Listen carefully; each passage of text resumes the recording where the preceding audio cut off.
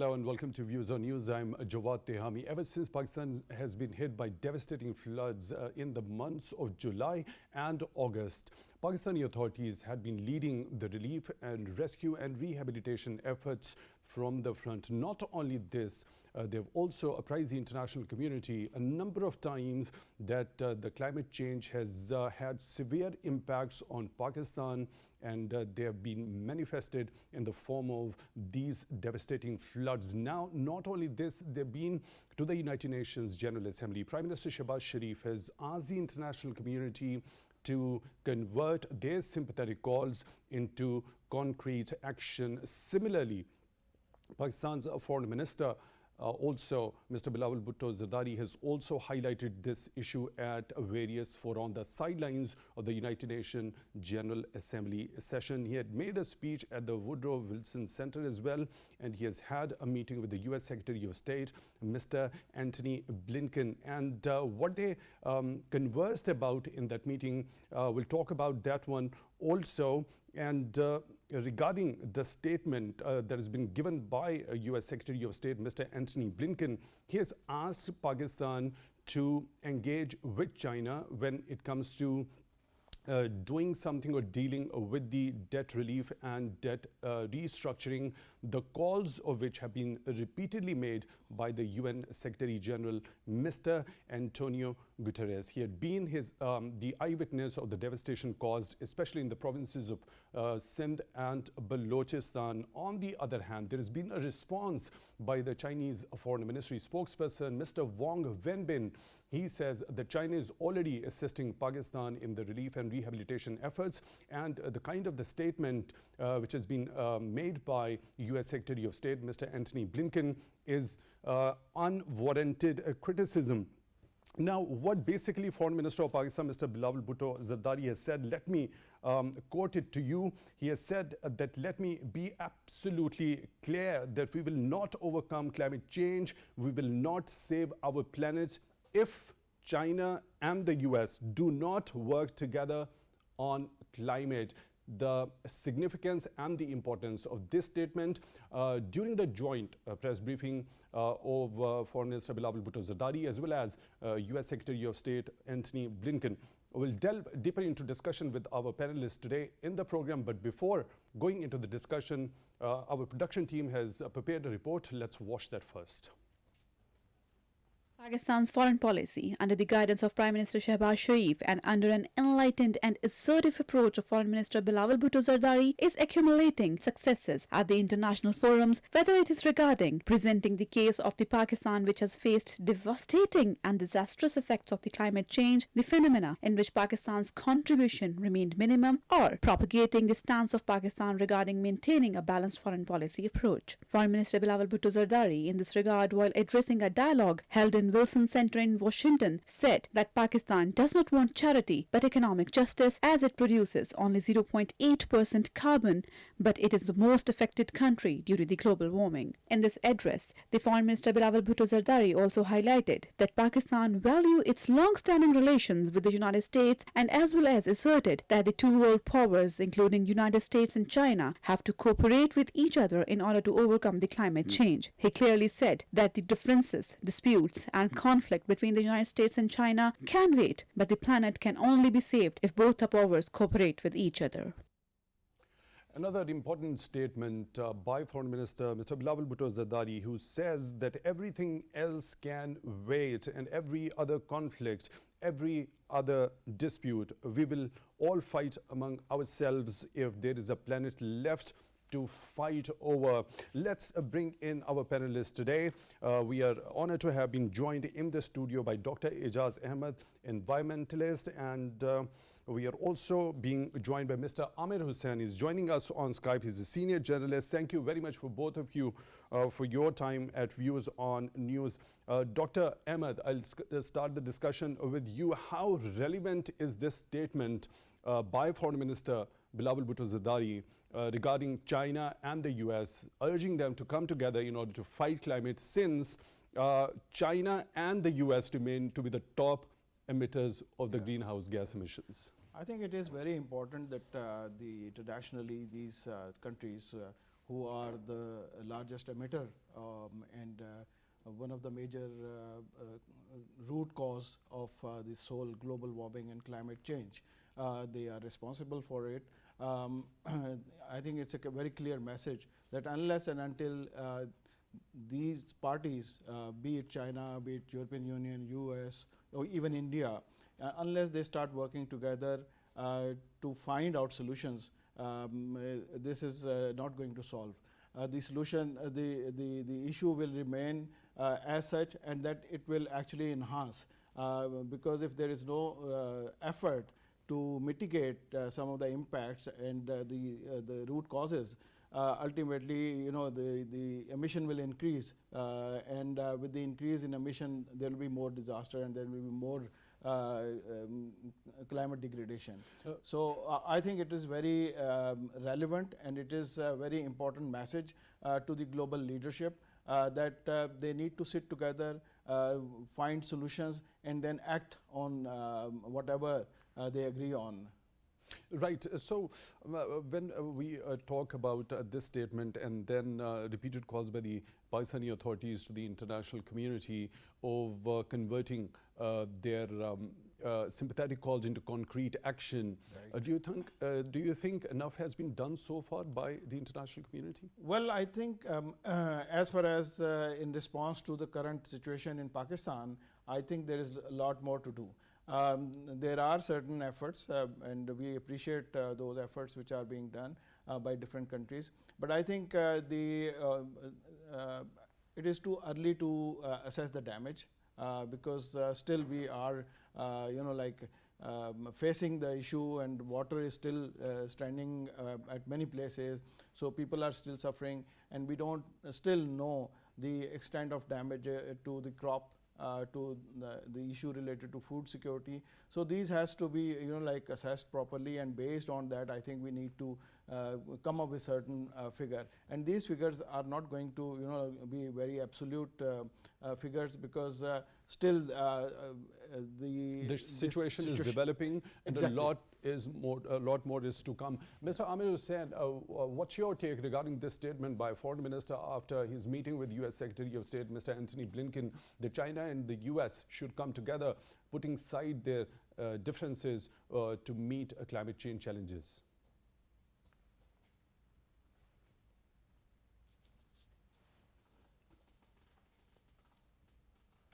Mr. Amir, can you hear me? Mr. Amir, if you could kindly unmute your audio. We can't hear you. Now it's okay? Am I audible now? Yeah, we can hear you now loud and clear. Please go ahead. Thank you very much. Thank you very much. So, well, the foreign minister was categorical, and the message he sent across to the world community, the global powers, was very important for two reasons. Number one, they are the big global industrial powers are the biggest polluters as well, as Dr. Ejaz put it rightly, but also they are the political and economic influencer in the global agenda setting of the economy, politics, and the climate change debate in the world. And I think this is the time to push across, put through this debate, because Pakistan is one of those countries who have been hit hard by the climate change, calamities, including the current, wave of floods. You can see that Pakistan is facing a lot of challenges. So I think one thing is that internally for Pakistan, it is important to seek the international community's support, but also to put forward the debate and discourse on climate change and working for the climate justice, because we are not begging for money. We are just putting across our proposal that since the global pollution is not we are not responsible for the pollution, but we are the recipients of the global climate change impacts. That is the reason that we need to have those sensitivities in the global community. So they should come forward and understand the sensitivity, and they should help Pakistan. And global powers are converging on climate change debate. That is a very good thing, and I think the efforts, put forth by the Foreign Minister and Prime Minister of Pakistan both is commendable. And this debate must not stop here. It should go forward, And we, as Dr. Ejaz also put that, we need to come up with more estimates, because now we talk about 30 billion US dollar losses to the economy. But I think as we go deeper into the crisis and we understand the gravity and the magnitude of the problem, we will come up with more accurate, states and the facts about the crisis. But as right, Mr. Amir Hussain, your point is well taken. A lot needs to be done on the part of the international community in order to mitigate the adverse impacts of climate change happening wherever, including Pakistan. Now, when we talk specifically about the meeting between Foreign Minister Mr. Bilawal Bhutto Zardari and US Secretary of State, he has urged Pakistan to engage with Beijing when it comes to debt relief and debt restructuring. Do you think that statement holds water at this point in time, or is the US trying to shift the onus towards China by issuing such a statement? Well, I think that it is the global responsibility. As we said, that Pakistan cannot afford to mitigate its own problems, the flood-related issues and the climate change problems. We don't have the fiscal space right now. That's why we have to look at the international community, not only China, but the United States, but the global, the IMF and other institutions where Pakistan has taken loans from. So I think they have to reconsider, given the crisis right now. It is not only unilateral Chinese matter, it is the international community that has to come forward. So what does this statement by Antony Blinken depict? Well, I think it's just it's unwarranted criticism, as the foreign, the Chinese official said. I think it is just a unilateral, unidimensional understanding of the crisis, and the American, the American stance is not completely inclusive, and in its entirety we have to understand the problem, because the American are also have to take some onus for what is happening in Pakistan. It's not only Chinese. Chinese are already doing a lot. Chinese have invested in Pakistan. But Mr. Amir Hussain, beg your pardon for the interruption. The US has been the largest donor towards Pakistan in this assistance since July, with $56 million. That's true. I mean, the intensity and scale is so huge that, as we said, that there is 30 billion US dollars are required to rebuild the economy, and the technology transfer, the infrastructure building support, reconstruction of infrastructure, rehabilitation of people, restoration of livelihood, and addressing the food insecurity. These are multidimensional issues, and I think for this you need to have a globally positioned response, the response coming from all global powers to contribute towards alleviating Pakistan's suffering right now. And well, it is very important that it's not only Chinese debt, but it's also the Western countries that we have taken a lot of loans, and because we are in crisis, and we need to have a proportionate response to the crisis. The proportionate response is the restructuring, and sometimes even to go for allowing Pakistan to invest its money in mitigating crisis rather than paying the debt servicing is not the right option right now for any. So this is a global issue, the global appeal from Pakistan, and I think it has to be considered as one of the most pressing needs. Well, Americans have done a lot, but this support is not really enough right now to come out of the crisis that Pakistan is facing now.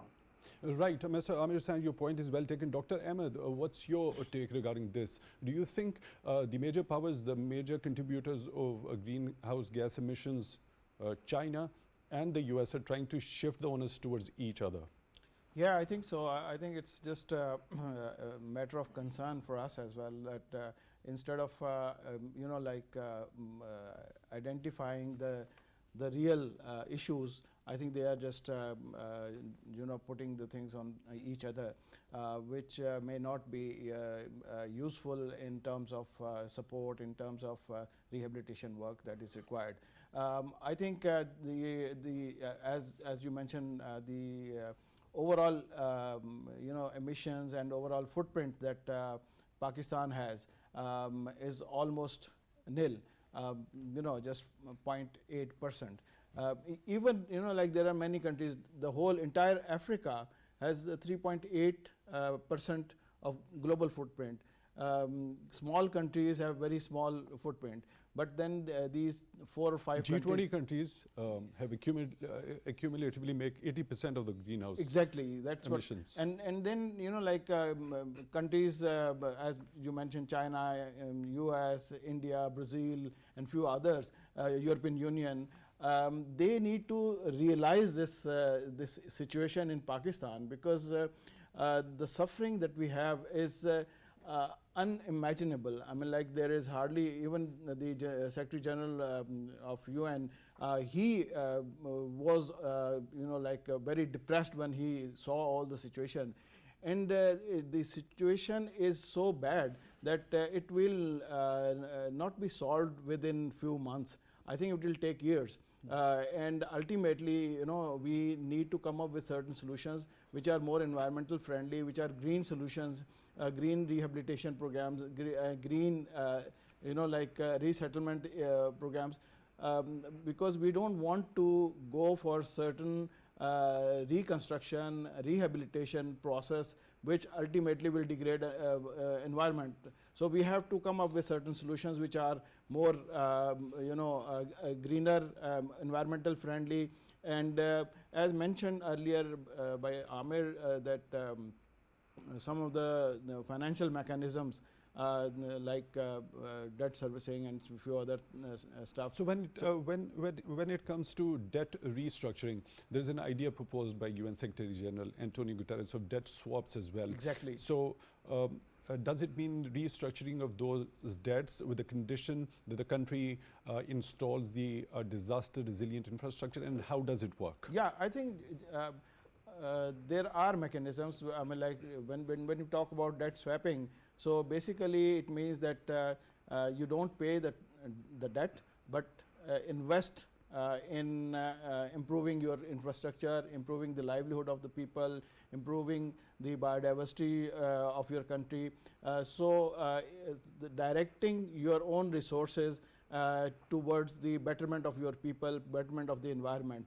And there are certain examples, like in Pakistan, the Italian government, I remember a few years, about 15, 20 years ago, they came up with this PIDSA, Pak Italian Debt Swap Agreement, in which all the debts that was due on Pakistan was converted into certain activities in the northern part of Pakistan for improving the Himalayas, Karakorams, and the associated biodiversity and the environment of those areas. And that worked very well, and it was actually the support was provided to the local communities, to the local infrastructure, which was more climate friendly and which was more climate resilient. So similar mechanism can be developed for like different countries in order to cope with the situation of flood.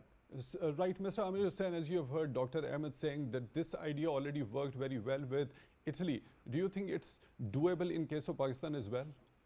Yeah, absolutely, because we have different ecological zones. The first thing that Pakistan needs to do to assess the different hazard map, we have to develop a hazard mapping. Already there are hazard maps available for Pakistan. We need to plan our future restructuring and rebuilding of infrastructure based on those hazard map assessments. And we have different ecological zones, like Dr. Ejaz was mentioning about the Gilgit-Baltistan, northern part of Pakistan, where you need to have different, they are huge, the problem of melting glaciers right now, how to stop that, what kind of infrastructure, what kind of, plantation, forestation you need to do there. And in southern part, in the lower riparian areas, what kind of infrastructure and the protections you need to develop. We have to create those particular long-term solutions to become to become resilient to climate change impacts that are hitting us hard. This has two dimensions. One is something, the global phenomena of climate change we cannot control, but there is another part of it. There is a human-induced disaster that we have to reduce. For example, we have to look at the traditional flood courses which have been encroached by people and a huge population, where we have to have the urban planning. We know that there are red zones in the country which need to be protected, and there has to be no construction, no commercial activity in the areas. We can have a lot of planning, while we are requesting for international support.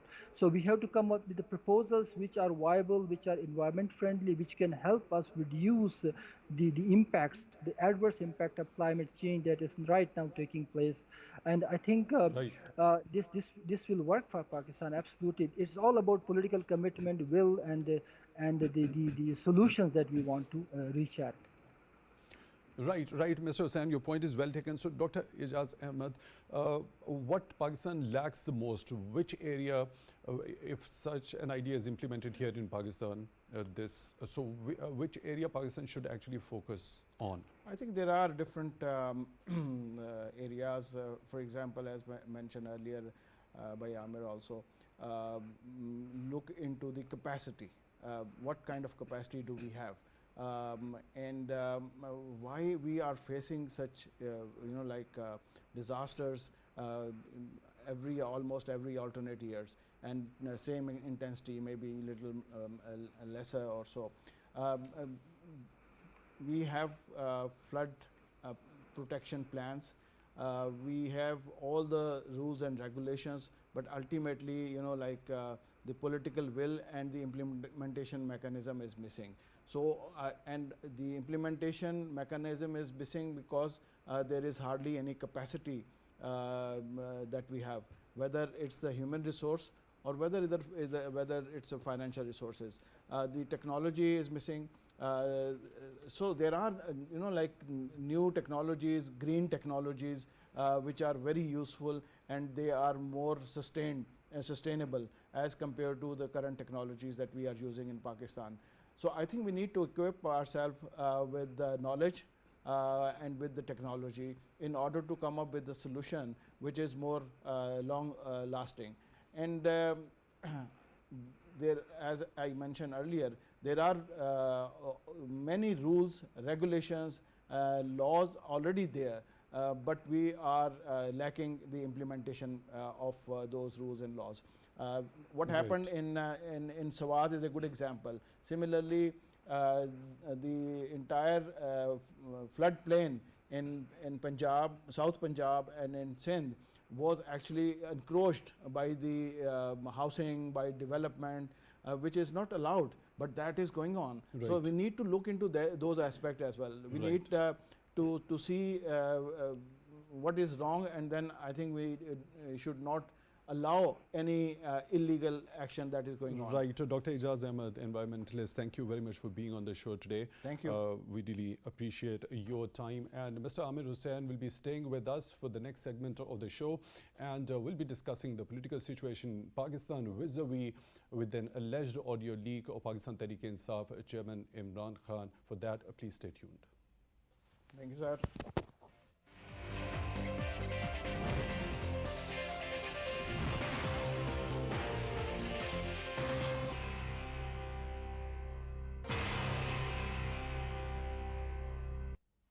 Welcome back to Views on News. I'm Jawad Tehami. Let's talk about an alleged audio leak of Pakistan Tehreek-e-Insaf Chairman Imran Khan, and he's been the former Prime Minister of Pakistan. It has actually raised many eyebrows across the country, and the other parties asking that it has actually done some real harm towards the foreign relations of Pakistan towards other countries. Let's include our panelists right away. Mr. Amir Hussain, who is a senior journalist, and we are also being joined by Dr. Niaz Murtaza, who is a political analyst. Thank you, both of you, for your time.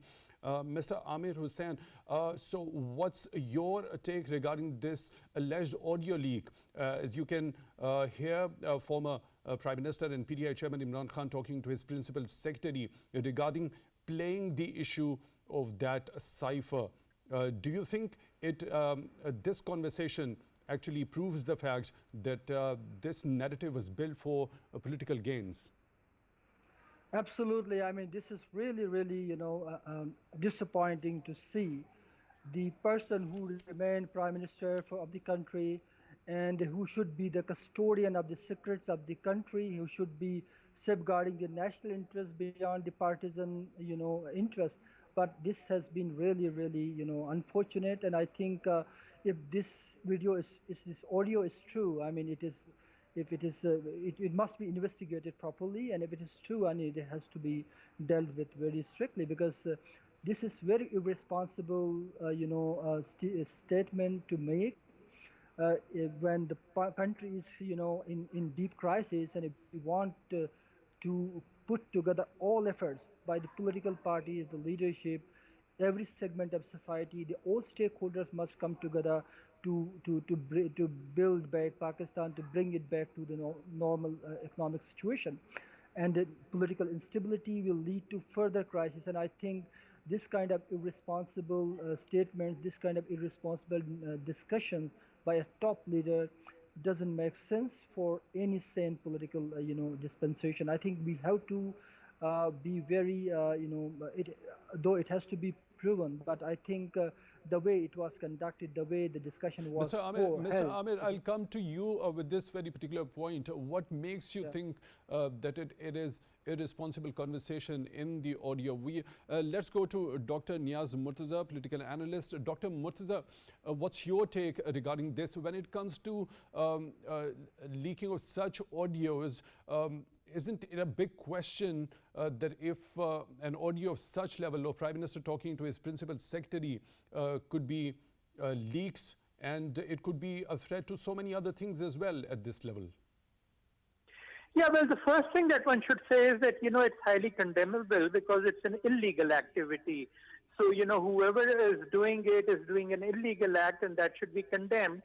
The second thing is, of course, the security issue. Both today and a couple of days back, we saw, very secret conversations between two prime ministers and their secretaries getting leaked so easily.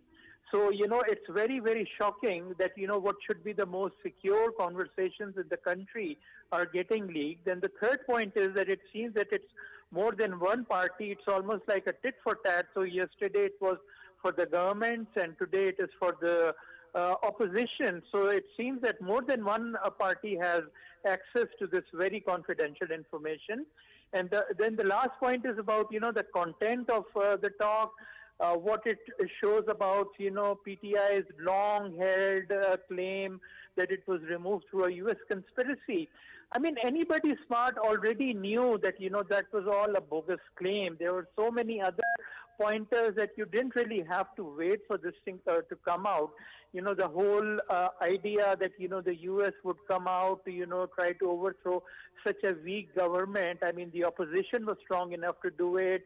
The establishment was strong enough to do it. There was no need for the U.S. to step in and try to do anything active. But for PTI supporters, I don't think even this will make a difference. Dr. Niaz, Murtaza, beg your pardon for the interruption. I'll come to this point that everybody already knew that such a narrative was bogus. But there is a clarification which is made by Pakistan Tehreek-e-Insaf, and they are saying something otherwise. I'll come to that point. But when you talk about tit-for-tat measures, do you imply that both these leading parties, one in the government right now, the other in the opposition, the so-called opposition, although they are not sitting on the benches, the Pakistan Tehreek-e-Insaf, they are doing it against one another? Or is there any likelihood of a third party doing this stuff? Well, I mean, it could be, their proxies, their supporters who have access. It could even be one source which is just trying to, create chaos. It's, largely speculative, but on first glance, it would seem that, it seems tit for tat. 2-3 days ago, there were, leakages of the current government's prime minister, and now today there's leakage for the last prime minister. So it does, raise the possibility at least that So there you is mean some to say kind the of, timing of this raises the question? yeah, because it's in such close proximity time-wise that, it does raise the question, even if it doesn't prove it conclusively, about what's going on. Now everything is out, you can't be sure of any conversation.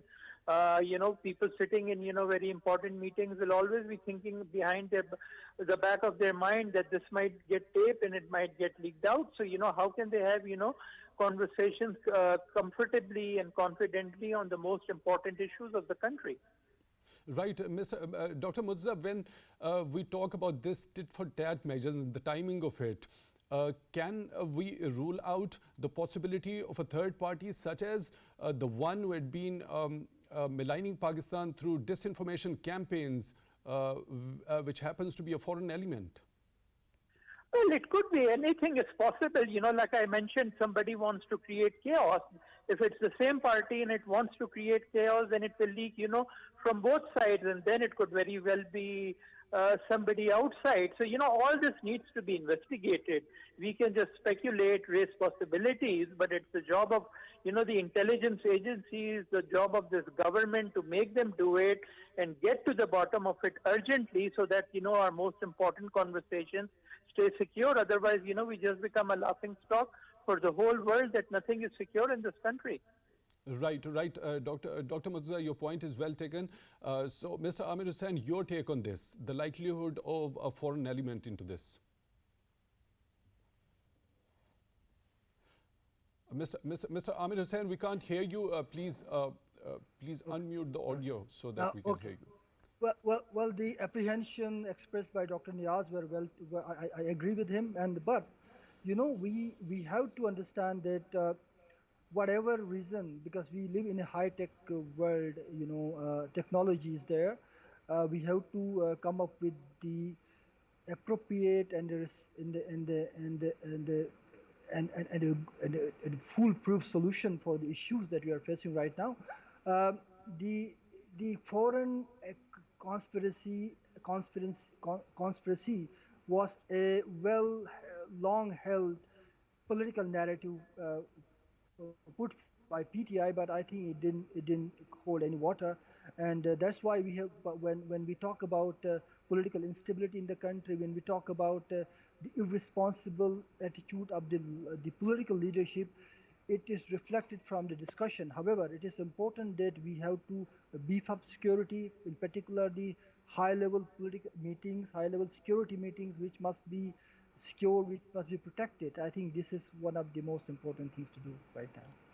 So that measure should be taken by the authorities concerned. So, Dr. Niaz Murtaza, when you talk about investigating such things, who is going to take the responsibility for that? For example, if there is a foreign element involved, so the Pakistani authorities don't have any jurisdiction of that sort. Well, of course, ultimately it's the government's responsibility, but within the government, of course, the intelligence agencies are responsible. So, the government should put its foot down and, hold the intelligence agencies responsible. All of them, we have so many on the military side, on the civilian side, all of them are responsible for this. And all of them have to, come up with answers very, very fast. Otherwise, heads should roll. Pakistan is not a banana republic. It has a lot of resources. It invests a lot of money in its security apparatus to keep its things secure. And if all that is failing, then, it's a matter of great shame for our intelligence professionals. So definitely it's their ultimate responsibility, and it's the responsibility of the government to make them do the investigation, and if they can't do it, then make heads roll. Right. So, if a foreign element is found involved in it after the thorough investigation, what options do you think Pakistani authorities could have in order to apprise the international community, and what specific legal actions Pakistan take regarding this? Well, I don't know if you can take legal actions, but it's through diplomatic means. You point it out to your allies, you point it out to the UN, to the US, who's friendly with all the countries that we are, most of them at least, who we are not friendly with, and do that. But legally, of course, there is not much Pakistan can do, and that's why the onus is to secure yourself, because the legal options are quite limited. There are some diplomatic options, but the most important option is securing yourself, because you don't hear this for every other country. It's happening so regularly now. Pakistan, over the last several months, there have been so many leakages of so many people that it's becoming really embarrassing. Right. Dr. Murtaza, there is a clarification regarding this alleged audio leak by Pakistan Tehreek-e-Insaf, which says that new audio leak only confirmed that an attempt was made to hide the US cable from Imran Khan, and many of the PTI supporters are also of the view that it has actually vindicated Pakistan Tehreek-e-Insaf's stance. Not at all, not at all. I don't hear anywhere, any mention that it wasn't, immediately shared with the Prime Minister. What it does show is that, they are not talking at all about a US conspiracy. They're talking in terms of, diplomatic marches and, having meetings. Not one person in that conversation says, look, there is a conspiracy against this government by the US. You don't hear that at all. So it actually, refutes their point to an extent. Now, of course, they can say that this was just part of the conversation and so on. But at least going by this conversation, you don't hear anything from any PTI person saying that there is a conspiracy by the US against this government. But Dr. Murtaza, when we hear that audio, allegedly Prime Minister Imran Khan can be heard as saying that he's just trying to hide the name of that country, not mentioning the name of the country. Rather, the conversation regarding that cipher happens. So does it prove that such a threat was actually made, and Prime Minister Imran Khan, being the Prime Minister, was playing it safe in order to hide that name? So that the there was an undiplomatic meeting. Definitely there was an undiplomatic meeting. There's no denying that our ambassador met David Liu and he made some undiplomatic remarks. But there is no proof yet that, the USA was planning to take any action to influence the outcome of the vote of no confidence. It was just, predicting that in case it fails, ties between the US and Pakistan will not be very good. Now, if the PTI wants to, present that as a threat for action, it's saying that, it was a message for the establishment. Surely the US will not send a message to the establishment through our ambassador who reports to the government in the expectation that the ambassador will report to the government and the government will pass it on to the establishment.